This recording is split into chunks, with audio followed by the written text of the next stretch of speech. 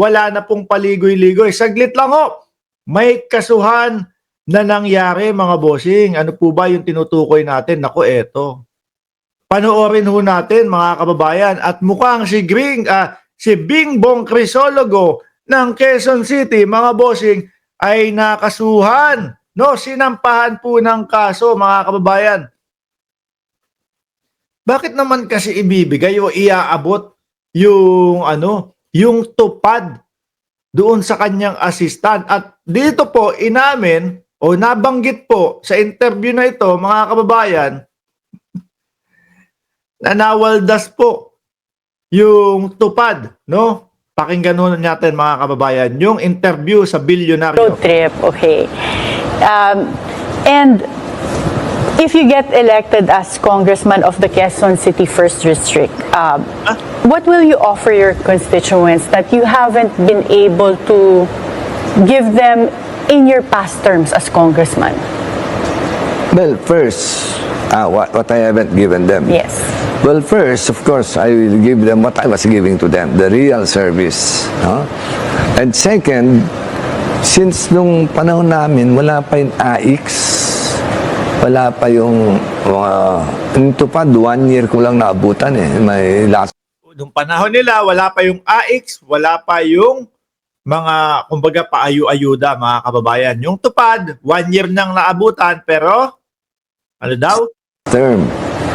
So siguro, I would like to examine how we could really give that to the people. Kasi, alam mo, hindi nabibigyan lahat, Attorney Karen. Yun ang problema eh. So even now with AIX, AIX is this cash assistance that is made through DSWD. Yeah. But are you saying that yung kung hindi ka part of the majority or parang may politics pa rin, hindi nabibigyan lahat? Tsaka hindi.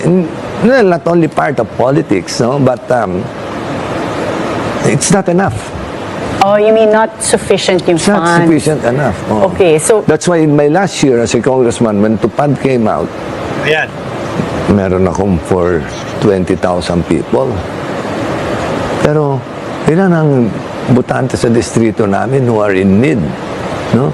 We have around 180,000 voters. 20,000 lang. Di pagka namigay ka, sana all. Alam mo na, sana all, di ba? Oh. So what I did is I just gave it to my assistant. Yun. Binigay niya sa kanyang assistant, mga kababayan, at tapos, Ikuan mo na.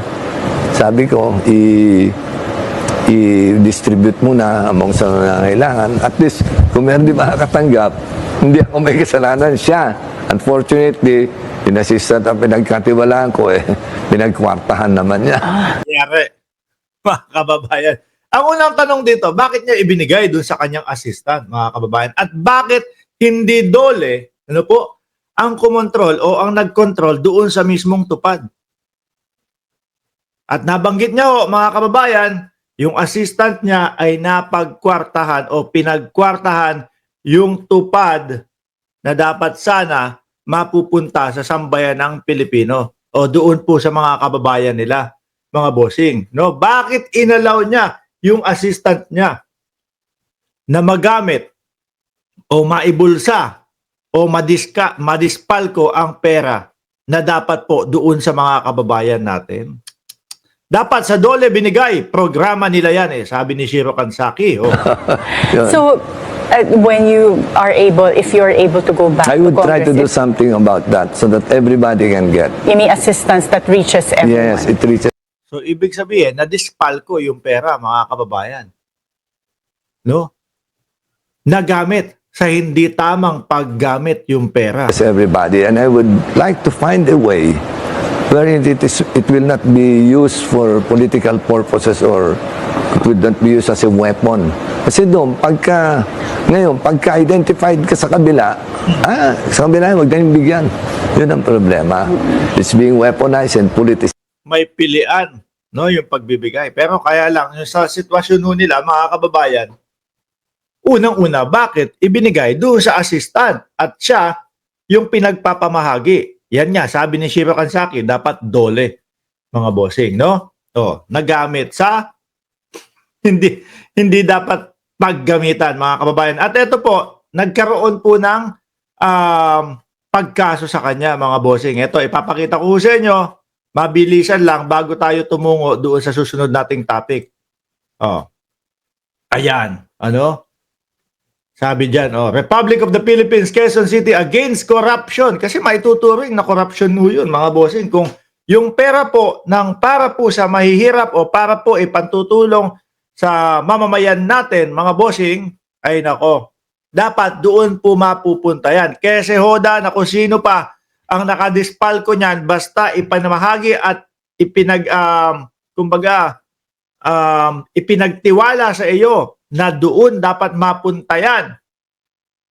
Dapat doon mapunta yan. At pag sa iba na gastos yan, mga bossing, pwedeng makonsidera na corruption ho, mga bossing. Ayan yung na-file na kaso laban sa kanya. Sabi ni Nets Go, "Hi Mark, watching from Gimba, Nueva Ecija." Nako.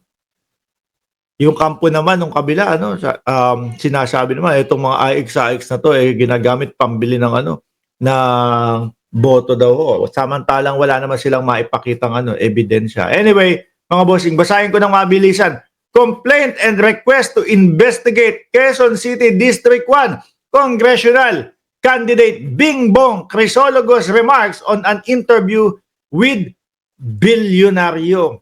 That's why in my last, ito yung mismong sinabi, that's why in my last year, when Tupad came out, meron akong for 20,000 people, pero ilan ang botante sa distrito namin who are in need, We have around 180,000 voters, 20,000 lang. Di pag nagpamigay ka, sana all. Ibig sabihin, parang hindi pa nila ipinamigay at kaya yung assistant niya, nadispal ko yung pera. So what I did is I just give, hindi talaga nakarating sa sambayan ng Pilipino kasi ang iniisip nila, pag pinamigay nila, 20,000 lang mabibigyan. 180,000 ang voters. Di ba ho yung mga ganyan, mga kababayan, meron lang limitadong tao yung pwedeng mabigyan.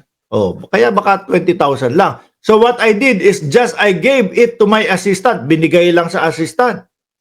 Ikwan mo na, sabi ko. I-distribute mo na among sa mga nangangailangan. At least kung meron hindi nakakatanggap, hindi ako ang may kasalanan. Diyos ko, nagugas kamay, parang Poncio Pilato pala. Siya, unfortunately, yung assistant na pinagkatiwalaan ko, pinagkwartahan naman. Ayan. Bibigyan pa ho namin kayo ng mga update patungkol dito about sa magiging pag-usad nitong kaso na ito, mga kababayan. Kay Bingbong Crisologo na tumatakbo sa District 1 Congressional Candidate. Okay?